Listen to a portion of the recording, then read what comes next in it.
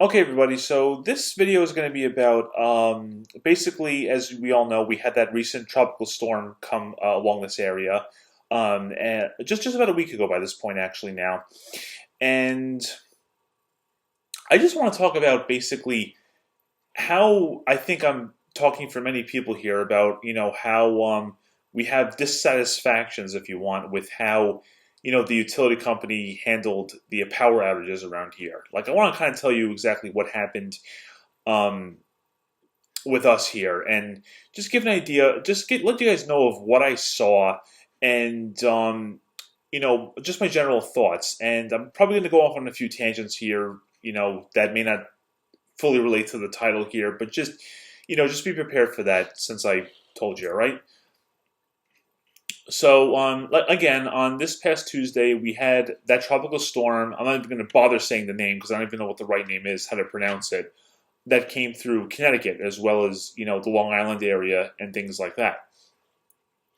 Now, understandably so, when you have a storm, whether it could be anywhere from a tropical depression to a hurricane, there's going to be some power outages. That just happens. But like a lot of other people had been complaining about, one of the biggest issues I had with it, I would say, like, was their response time. All right, and just their lack of preparedness, if you want to call it that. All right, I'll get into that a little bit in a little bit. So basically, when the storm had hit, I was at work, and where I was working, because I go to different workplaces for the same company, um, we were fine. The lights maybe flickered a little bit, but we never lost power. Everything was okay for the most part. That was all good. So I get home, and sure enough, the generator is running, which means that we obviously have no utility power. And I figured, okay, this will last for maybe a day or two, and then everything will be totally fine. And I really got to stop having such good faith feelings regarding stuff like that. I really have to tell you. So, as you know, basically, some things are powered in the house, some things are not, and I'm going to get into more on that in this video too. Just hopefully not make it drag on too long. So, the first thing I thought was, okay, well, I know where the internet thing is plugged into. Um, uh, you know, um, that's not going to work. But if I run it to this outlet over here that does have generator power, that'll come back on and the internet will work. And that did work for a day. And then after that, it was out until the utility power was fully restored. So a lot of the issues that I had with this whole thing was that aside from how can I say this accurately here? Let me see. Like the lack of progress that I saw anywhere, like around my area and by where my brother lives. You're always hearing on the news and everything about how, like, they're out and about working really hard, getting stuff done, and I'm not seeing anything. All right. I mean, there's a lot of road closures and things like that. I mean, I can understand when the roads were closed for the first day because there was still gusty winds, the danger hadn't really passed. So yeah, that part I completely understand. But just how long it stayed that way before anything was done was just the annoying part of it. All right. Now, I'll be fair here, okay? I'm sure that for a lot of these utility people, all right, there's a lot of hard workers out there that are doing what they can to, remove down trees, fix the power lines, get everything going again, all right? But the biggest issue I have with that is like for every let's just say two hard workers, there's about 8 to 10 people who are just standing around doing nothing. I mean, legit, like and they could be like looking at a map. They could be talking to see where they should go next. They're just standing around and not doing much. I'm sorry to say that, but I'm not the only person that says that. All right. The most annoying thing was on my trips to and from work. Actually, no, those drives were okay.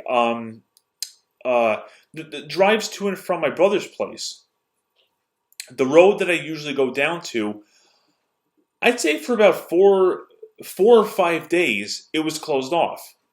And an alternate way to get around that was closed off too.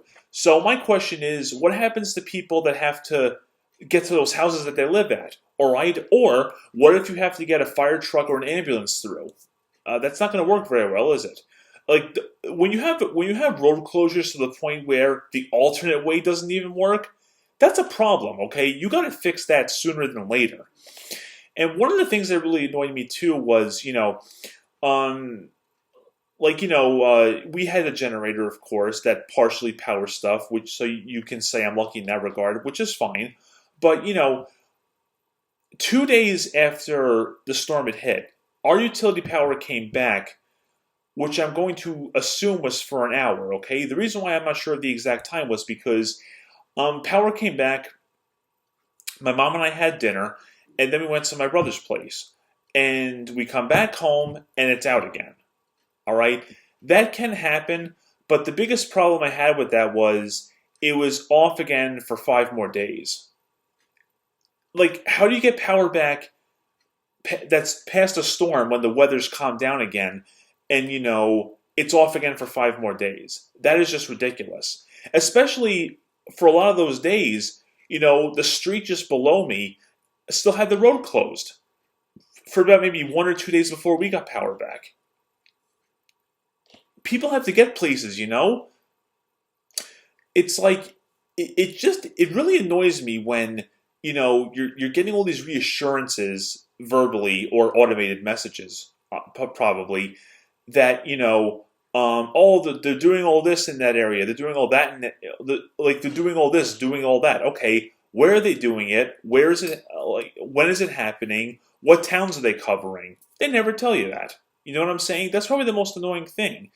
And just the whole, I think what really annoyed me the most was, I don't know how this is tied in together. Maybe someone can explain to me how it is, but, when I had that internet modem connected for that one day after the power was out, it was fine, and then it stops working. It was getting power, but there was no internet signal. I mean, because, the internet and the electricity are two separate companies. Like, does the internet require utility power to run? I mean, I've never heard of that. Maybe it does, but can someone explain it to me? Seriously. So, the reason why I was so bothered with the internet being off for so long was because there was legit important stuff I had to take care of. And we know without that internet, that was impossible, literally impossible to do. And I don't want to use my work computer for that purpose because, one, the company doesn't really encourage that. And, I'd rather stuff go from the right email address. And, you just hear nonstop about, Eversource and just how, I mean, not just them, I'll get into other ones a little bit, how unreliable they are. Like, just recently I heard that they were increasing delivery charges not long before the storm hit. And now, of course, either because of backlash or whatever by this point, they said it was an IT glitch or something like that. Which, in all seriousness, with how mismanaged everything seems to be with them, I'm almost tempted to believe that. You know what I'm saying? For, like, that reason. And, oh my gosh, just, it was just crazy how they never give you specifics on, they're all working hard. Some of the workers probably are, but again, they don't tell you what town, nothing. They're just like, you get it when you get it. It's crazy, seriously. And I just got really annoyed with how, somehow the internet didn't work with that utility power, and it was off for 5 more days after it came back on that Thursday, which I didn't understand at all. Seriously, I was watching a video. I can't remember the channel name by the right now, but he had said, he'd stated stuff like, they had Irene in 2011, Sandy in 2012. I think some blizzard in 2013 and something in 2018, which was by the point I was here. That was okay with us, but and let's see. One of the things I remember him talking about was, their lack of preparedness. And seriously, because I, I'm interested in the field of information security, and the same thing kind of applies to that applies to this. Okay, let me give you an example. say, your company has been pretty secure over the years, and you've never really had a specific kind of hacking occur in your company. That's a pretty good thing. So, some of you may think, well, we don't have to worry about that because that's never really happened to us. But what happens if it does? Okay? You seriously have to have some kind of response plan in order to I can't remember the exact, sorry, I don't the exact terms for that right now, but you need to have a plan in place to be ready for if that does happen, because if you don't, that can be a serious loss to your company. You know what I'm saying? And which is, needless to say, not a good thing. And the same thing could apply to Eversource. Um, you have, you could say, Connecticut has so many trees, this is bound to happen. Okay, fine, but what you got to do is maybe either, whatever's more practical, either bury the lines or trim the trees back away from the power lines. That way, when a storm hits, you don't have this big of a problem. And that's the thing. They had no preparedness for this situation whatsoever, and that's probably why so much power went out and so much for a long time. I mean, we even had companies coming from out of state to help with us, okay? That's not bad in itself, getting help like that, but when you're so unprepared that you have to get other people to help you with that, that's a problem. Seriously. And it's just insane of how unprepared people were saying left and right of how it was, and it was really infuriating with just how how nothing was working. A lot of the cell towers were down, the internet wasn't working, even though the modem was getting power. I mean, people were just left and right getting so annoyed. I was too. You saw the community posts I was making and things like that, As a matter of fact, Jay and I were talking about this. He and I were at his pool maybe 1 or 2 years ago by this point. And, I was talking to him about response plans too. And he says, he was along the lines of, you're absolutely right, but the problem is they're not going to do that because that will cost them money. And, he's right. Sadly he is. Not sadly that he's right, but you get the idea. But, it's like what the scenarios I just gave you would probably help a ton, but trimming trees back and everything, they don't want to do that. That's going to cost them money. You know what I'm saying? It's unbelievable. And, I can't just limit it to Eversource, all right? We all know how badly, or, well, more parts than others, how hard Long Island was hit when Hurricane Sandy came around, all right? And, I didn't live in the South Shore. Hurricanes are the main reason I don't live by the water, okay? But I lived, more inland on Long Island. So, after, after Hurricane Sandy had hit, PSEG, they, well, actually, in 2012, they were still called LIPA, but, same company, whatever. They claimed LIPA was out and about, and so many people were coming in with reports saying they're nowhere to be seen. People are just sitting around. People can take breaks, I get that, but it's like, when it happens again and again, maybe they're onto something here. Our house had no power for 14 days, okay? 14 days we had no power. Now, admittedly, I never saw Hurricane Sandy hit. I was actually at the Arizona house with my dad. And we were there for maybe 4 or 5 more days after the storm had hit. I can't quite remember. And then we came back. Now, my mom has said, because it was just my mom there at the time at the Long Island house, but she said she had Whiskers and Lady with her, so she was nice. She was happy to have someone there with her. And all things considered, our house did have some things that kind of helped it in the long run. And don't forget that house has no generator. Okay, I don't know if the new owner has put one in, but when we were there, we didn't have one. So. Some things we did to the house that worked out for that kind of situation. Some of you know we had the house siding changed in 2010, where we also put new extra exterior insulation on the house. That made a world of a difference, especially for the air conditioning season, let me tell you. And in November of 2008, we had the fireplace converted to natural gas. So, we could run that at any time. And our next door neighbor was saying how he had to get logs for his fireplace. We didn't have to do that anymore, so that was good. Obviously, that fireplace isn't going to heat up the whole house, for that matter. But it did decently for the family room, which is where most of us stayed most of the time. I still slept upstairs in my room, even though the second floor was as frigid as can be. But when you're in a bed, it kind of works out. Um, and the other things that worked out too was we had a gas water heater, not a power vent model, mind you, so that could be used no problem. And the number one thing that really worked out for us when we had no power was we had a gas stove. Okay, the gas stove is something you have to have because when your power goes out, it's there for you. Okay, you just take a striker, put it to the burner, turn the gas on, you're good to go. And so that's one of the reasons why you got to have stuff like that because they really come in handy. And even though our refrigerator wasn't working, they had some kind of snow or whatever in the interim, and it was only in the high 30s maybe outside. So we were able to put stuff in the snow pile to keep it cool and not have it spoil, and that actually worked. So Mother Nature was kind of on our side in that regard to help keep the stuff fresh. You know what I'm saying? But again, aside from all that, it took 14 days for the power to come back. Now, I understand Hurricane Sandy was a big storm, okay? A lot of damage. But again, they only started trimming trees back from power lines after that storm had hit.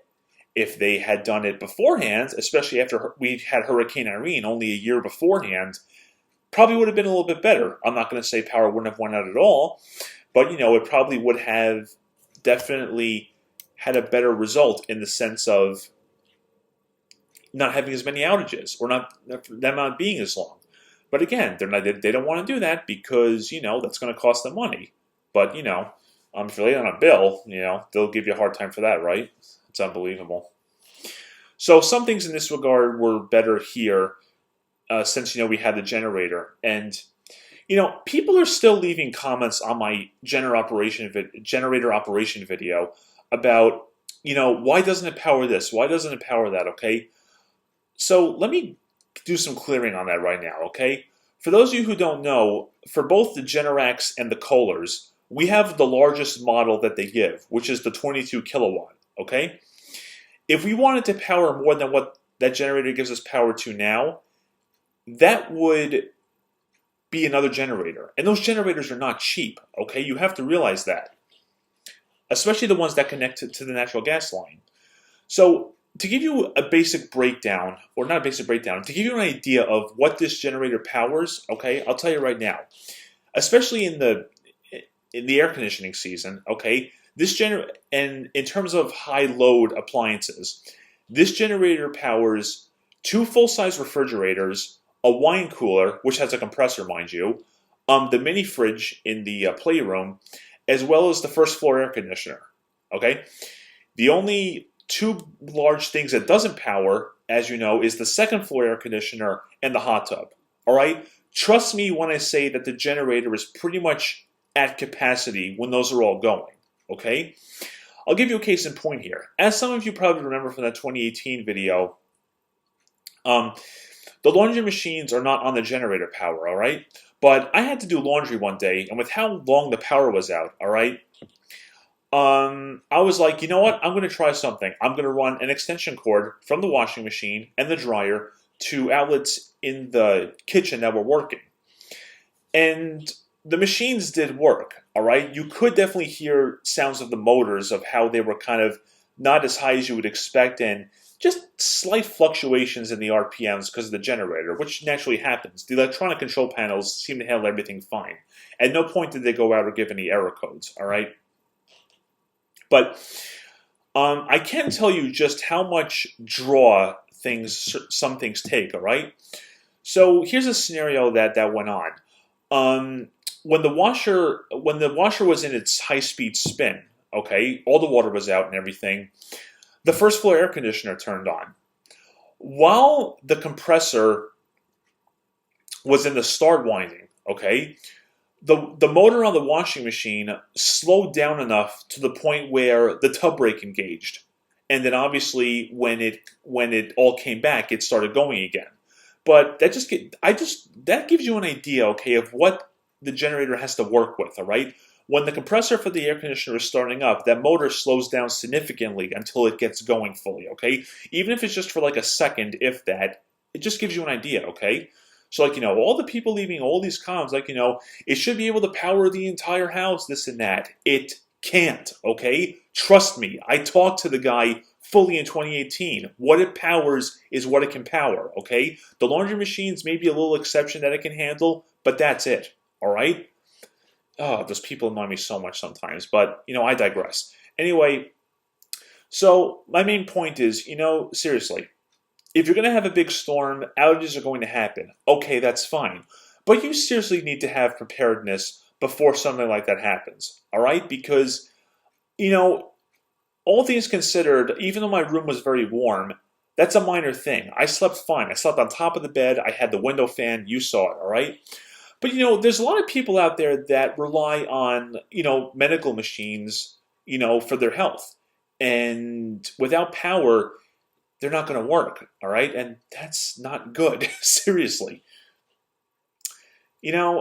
Just it's unbelievable. Just I mean, honestly, it's not unbelievable with how people are these days. But wow, my eyes looked really scary right there. Sorry, but seriously, we have to be prepared for storms too, but so do they. Okay, again, things you can do is seriously, bury the power lines if practical. Okay, or trim trees away from power lines. Because, I mean, even at the Long Island neighborhood, there were trees that were hanging over power lines for a long time. And then when Sandy hit, guess what? They fell down, got damaged, power was cut. You see what I'm saying? Better preparedness will probably help. Will it happen? Probably not. But you know what? I gave the idea. So there you go, all right? And I guess that's it, guys, okay? Basically, I'm probably going to go off on a bunch of tangents if I keep going here. But, just want to give you my thoughts of how ridiculous I thought it was of how power was handled here, Of course, they say there's some kind of investigation or something, but, it's not going to go anywhere. But seriously, if people trim, what am I trying to say here? My God, I'm losing my train of thought, Basically, utility company could have done a lot better here, better preparedness, better work of actually trying to keep roads open and get rid of trees so people could use the roads. And, everything in between, if you want to call it that, But yeah, power's back, as you can tell, and when the next storm hits, we'll see how it goes. Because a lot of people need to realize, if a storm has hit an area before, it's going to happen again. It may not be for a number of years, but it's going to happen again. Between, before Hurricane Irene, I think the last storm to hit the New York area was Hurricane Bob back in 1991. Which I remember. I was only 3 years old at the time, but I remember it. And, again, that was many years beforehand. But seriously, if a storm has hit there before, it's going to happen again. And you have to be prepared for it. Thank you very much for watching, and take care.